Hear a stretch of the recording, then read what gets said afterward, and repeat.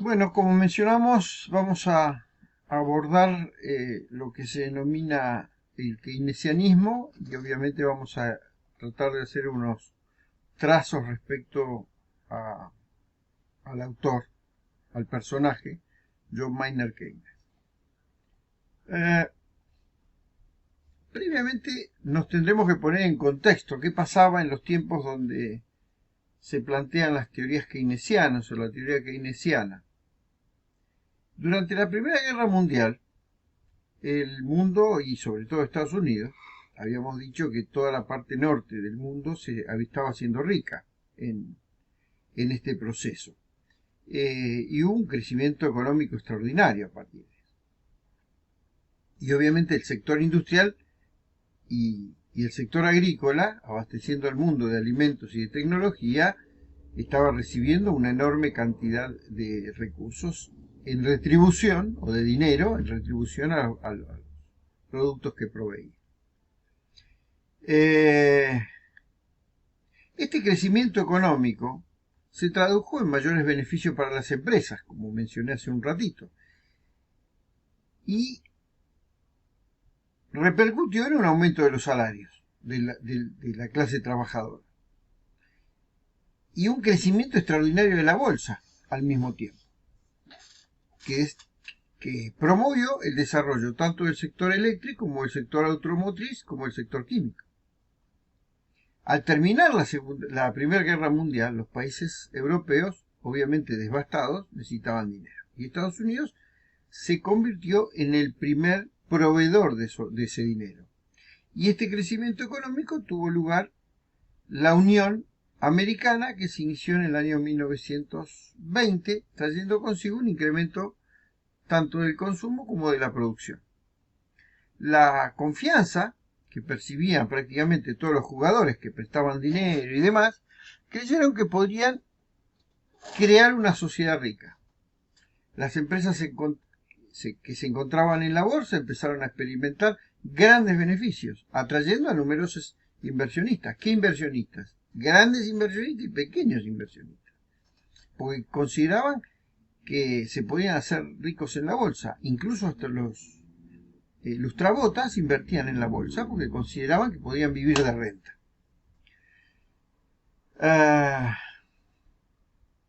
por ejemplo, dice, un elevadorista que oía una conversación en empresario, un ascensorista, el que apretaba botones y llevaba a la gente en el ascensor, escuchaba una conversación de dos empresarios eh, y escuchaba cómo invertir y obviamente el tipo pasaba el dato y invertía. Bueno, en el año 1920 la compra de acciones había crecido un 90%.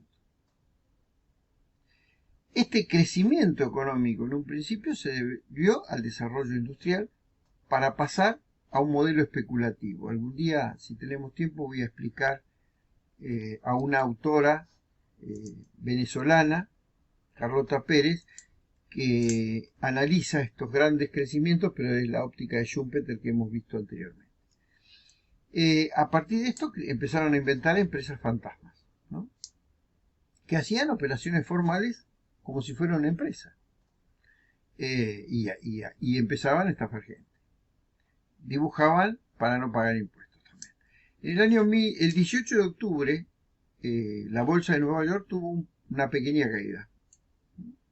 Y esto sacudió a los inversionistas que entraron a comprar para estabilizar algunas acciones. Pero el 24 de octubre, denominado Jueves Negro, se produjo el gran crack de la bolsa de Nueva York.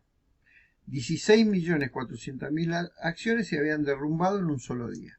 Y la caída continuó sin que hubiera ningún comprador. Esto se conoce como la Gran Depresión Económica, que inicia este, lo que se llamó la Gran Depresión del mundo, la depresión del año 29. Las personas que tenían acciones y contaban con sus ganancias, lo único que les quedaba eran papeles sin valor. Muchas de estas personas habían comprado acciones pidiendo préstamos, etcétera, etcétera, que no iban a poder devolver. y lo único que tenían en sus casas. Así que abandonaban sus casas y se iban a vivir al lado de los puentes. Abandonaban a la familia, comían en la calle. Era realmente terrible. Los chicos en comedores públicos, incluso las personas iban a comedores públicos, se le pagaba en la calle. Y el pánico fue tal que las personas iban a los bancos a retirar sus ahorros sin que estos se les devolvieran. Y quebraron aproximadamente 600. Para que tengan una idea, Argentina pasó algo similar en el año 2001. Y en el año 1995 también hubo otro cierre de un montón de bancos. Esto provocado por otra crisis internacional. Y así comenzó lo que se conoce la Gran Depresión Económica del mundo, que duró aproximadamente 10 años y se expandió a Europa, de Estados Unidos a Europa y de Europa al mundo. Ni las personas, ni los comerciantes, ni los empresarios sabían qué hacer.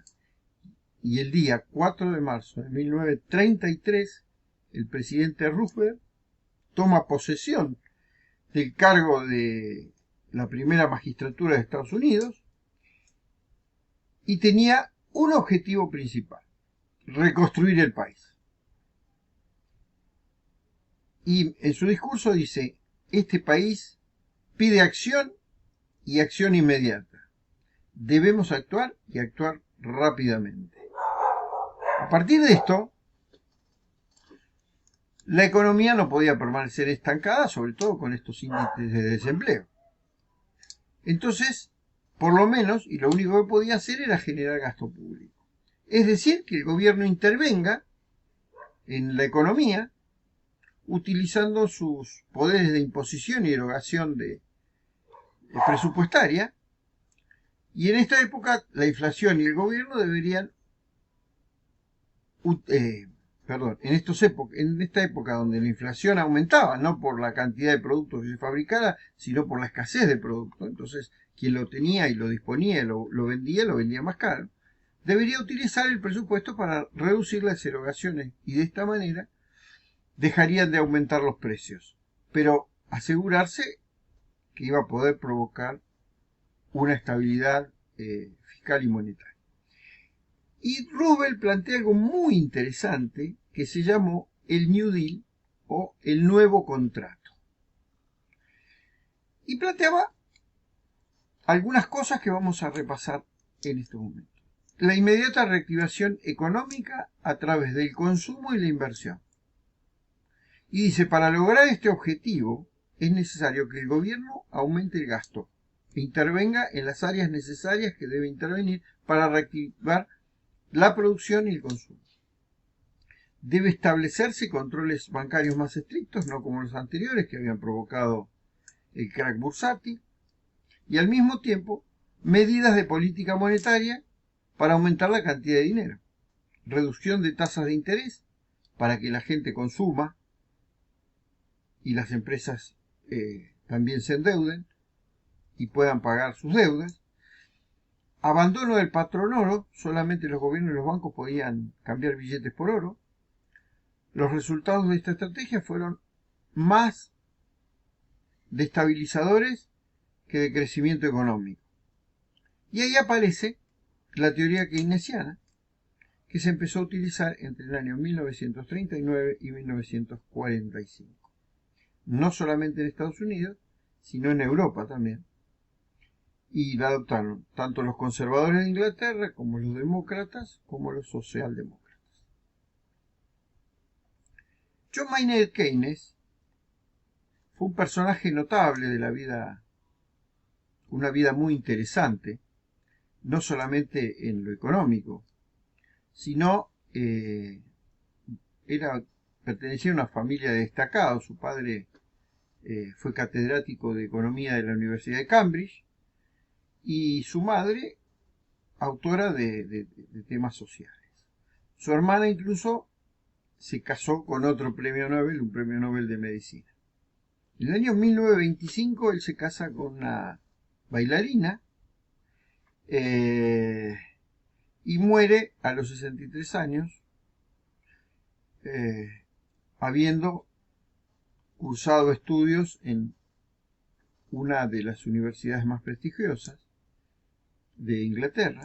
Era un hombre alto, sumamente alto, casi 2 metros, que le servía como caracterización de su personalidad. Realizó una educación universitaria, supongo yo, por influencia materna, se especializó en matemáticas, aunque le interesaba la política y la sociedad.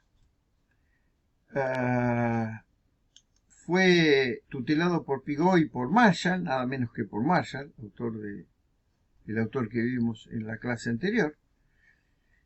Y dictó cátedra de economía en la cátedra que había impartido Marshall. Y fue un inversionista exitoso. Hasta mediodía el tipo agarraba, leía el diario, dormía en la cama, tomaba el té en la cama y hacía inversiones. Y siguió millonario, inclusive aunque se haya dado el crack bursátil. Participó en diversas actividades con un rol destacado, ¿no? Hizo publicaciones en el Economical Journal y otros libros, ¿no? Tratando el tema del patrón oro. Y en el año 1915 trabajó en el Departamento del Tesoro y se dedicó muchos años a diseñar políticas financieras y comerciales. En el año 1923 publica Tract on the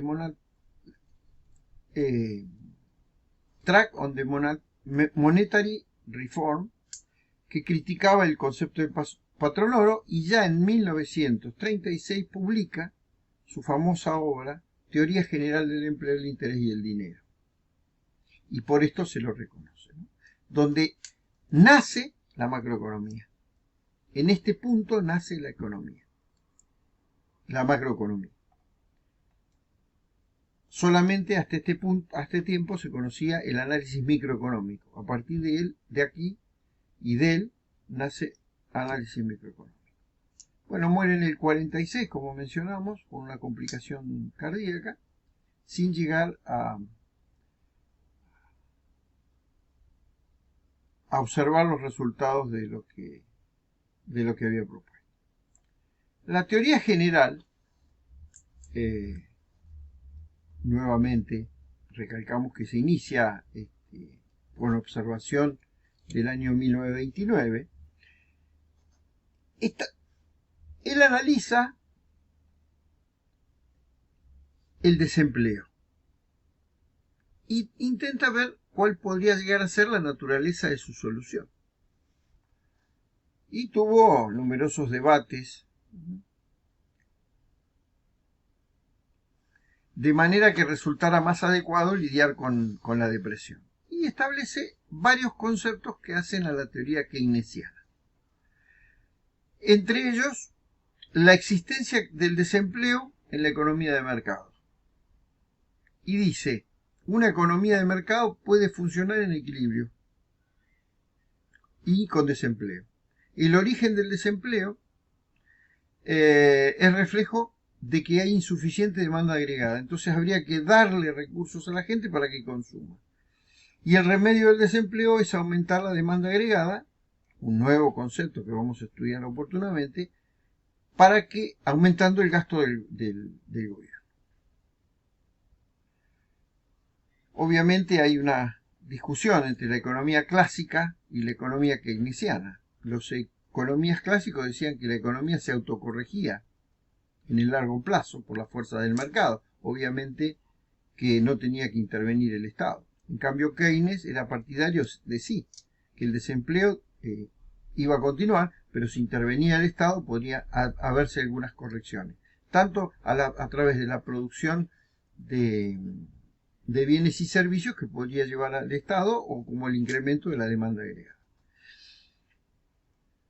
Sin embargo, cuando hay pleno empleo, hay inflación. Entonces ahí es el momento donde el Estado debe retirarse. Bueno, no quiero extenderme mucho más, porque esto todo lo vamos a ver en la sección dedicada a la microeconomía. Damos por finalizada esta cápsula. Y vamos a ver todo lo que es el neoliberalismo en la que sigue, en la próxima.